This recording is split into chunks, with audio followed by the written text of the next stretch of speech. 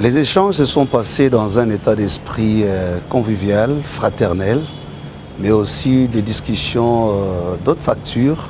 Vous êtes sans ignorer que l'ancien Premier ministre est avant tout une ressource du pays en matière de gouvernance, en matière économique.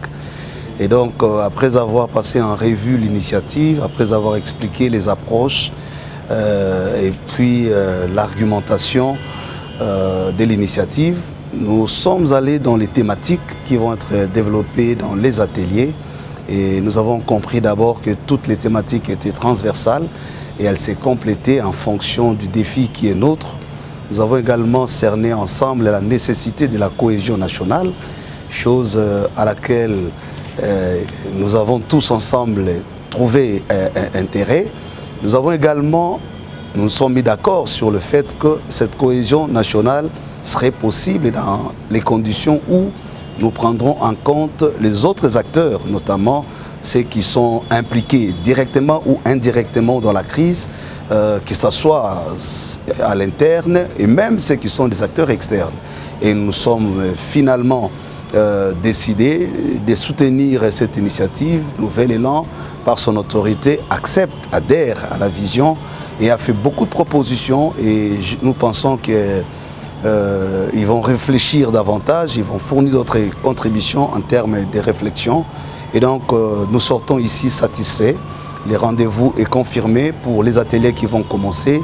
Et donc, nous continuons à espérer que la contribution de l'ancien Premier ministre avec tout son parti politique sera bien attendue parce que, après avoir discuté, nous avons finalement réalisé l'intérêt qu'il y avait à mettre les ateliers et les thématiques telles que choisies.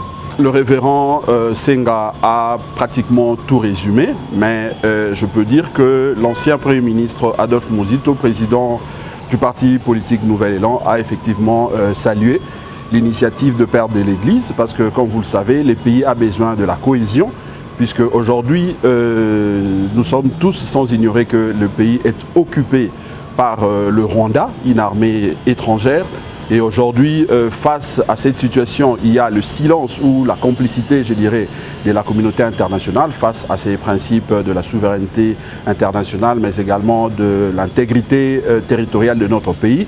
Or, en interne, il y a encore de voix qui continuent à se disperser. Voilà pourquoi nous, ensemble avec les leaders de notre parti politique, nous avions saluer justement cette initiative parce que nous avons besoin de cette cohésion au niveau interne pour nous permettre effectivement de nous étendre dans les thématiques telles que proposées par le Père de l'Église, de manière à ce que nous puissions définir effectivement un pacte social, un pacte qui va nous mettre ensemble pour faire face à cette agression, à cette situation qui du reste est économique et qui débouche par le sang dans la partie est de notre pays. Donc,